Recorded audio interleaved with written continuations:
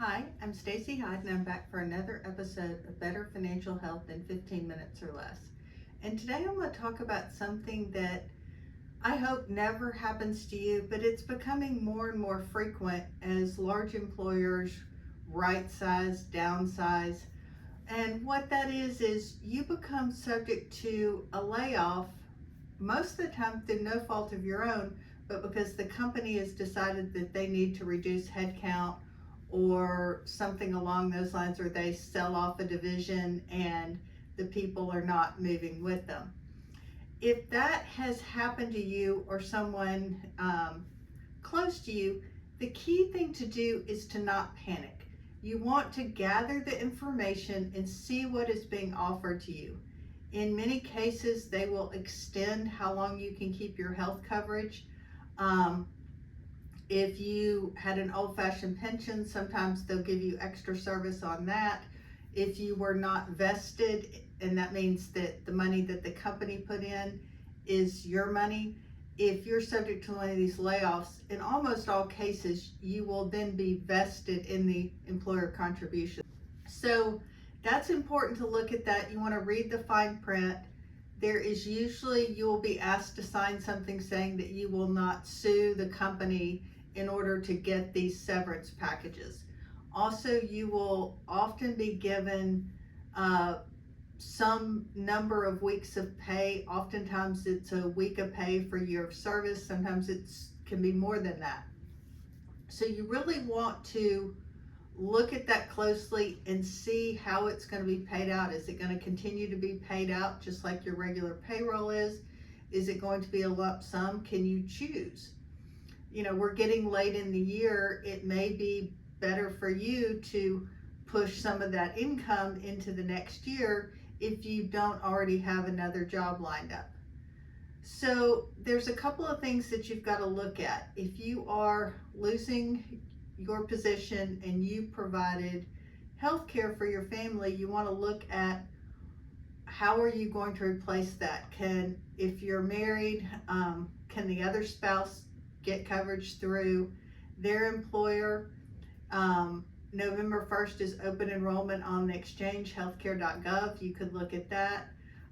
If you live in Tennessee, Farm Bureau through United Healthcare has a very good individual plan, but you do have to answer health questions, whereas healthcare.gov, you do not.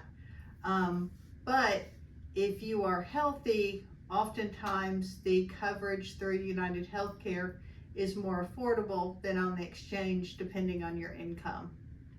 So those are some things to look at, and you want to start looking sooner rather than later so you can be prepared and you have a seamless transition, because you don't want to leave yourself uncovered for any period of time.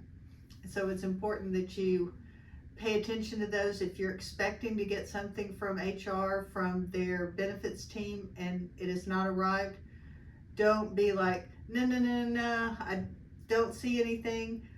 Reach out to HR, ask them for that, get them to email it to you, or follow up with their benefits firm to make sure you get that. The other thing is your 401k. It becomes eligible to be rolled over. That may or may not be a good thing for you. What I would encourage you to do is resist the temptation to grab that money and pull it out of your 401k. If you are under 59 and a half, you're still going to be subject to that 10% penalty if you take that money and spend it.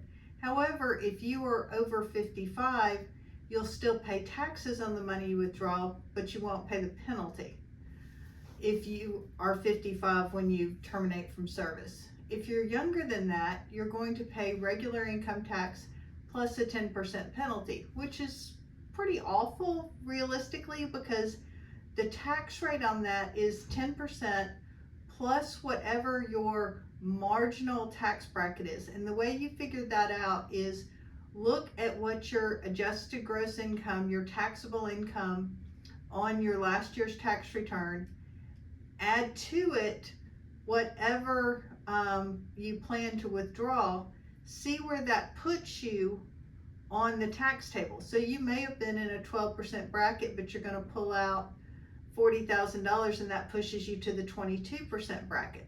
So your marginal rate on that money is 22% plus 10%. So you're going to give up a third of your retirement savings in taxes. The other thing that is really, really going to hurt you is that money's no longer there to keep snowballing and growing for you. So that really, really, really needs to be a last resort. You do not want to pull your retirement funds out. And in most cases, you can leave the money there until you find another employment. Don't get in a hurry to roll it over or purchase an annuity or do something like that. Really take your time. That is kind of the last step, because you can leave it there.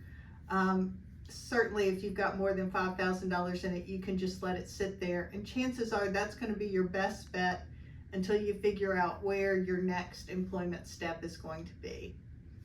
But you do want to look to see how much money you're going to get in cash, put some of that money aside, and oftentimes if there's a large layoff like we just had announced in Memphis this week, or in the last couple of weeks, they will also provide outplacement assistance, which means that they will help you find a headhunter. They will have some resume help. They'll have networking groups.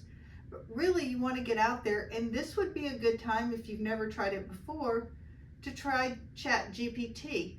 You can upload your resume, pull off any personal identifiable information like your phone number and stuff like that, but put your resume up there and get ChatGPT to help you edit it. Because guess what?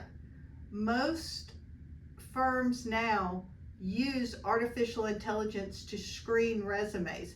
So if you can get yours to sort of be blessed and improved by the same artificial intelligence that's going to be scanning them, it'll help you get the right keywords in there, the right ways to phrase it, the right layouts that they're looking for. And that can be the difference between getting a job quickly or spending several months looking and looking. So you really want to be proactive with that, and that can really, really help you do that. You just don't want to put your personal information out there, but putting just a basic resume and these jobs, and this is what I did, and these were my wins, and this is how I closed deals, these are the projects I accomplished, that kind of stuff. It can really help you make that more polished, professional, and help you beat the bots, as they say. So those are some key things to look at. Also, I would encourage you to really look at your budget. Since you've had some advance notice that this is coming, you want to be careful about running up credit card debt. Maybe postpone, if you were looking at buying a new car, maybe postpone things like that that would be a big out-of-pocket cost or add to your monthly bills. You want to be a little more careful and considered until you go ahead and get the new job. I will say, in most cases that I've been around, not all of course, something like this is a catalyst for people to try something, to take a risk, to maybe make a career pivot. And it's not all negative. Sometimes it's the push we need to go really chase our dreams and to be much happier. You know, it's a safe job, it's a good employer, I have good benefits. I'd really like to do X, but you know, Y is really comfortable. Well, now you're being kind of forced out. Try it, you know, and see whether that is an option and whether you can do that successfully.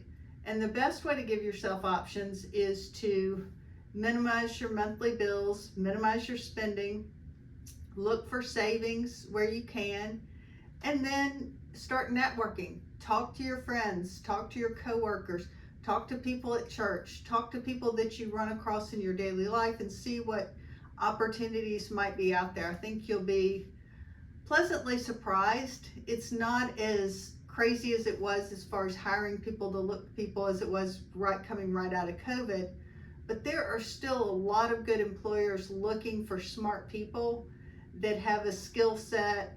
And so you want to do that. If you're not used to using Microsoft Outlook or the Google Suite, you may want to, you know, sort of polish some of those skills in case an employer wants to test you on those. And there are all kinds of free tools out there, free learning that you can do it on your own. So I know it can be overwhelming. It can feel like a lot of pressure, but spend your time getting that resume in order, networking, lining up your health insurance, and building that rainy day fund. That is really going to be your best bet to help you move forward. Thanks for tuning in. This has been another episode of Better Financial Health in 15 minutes or less.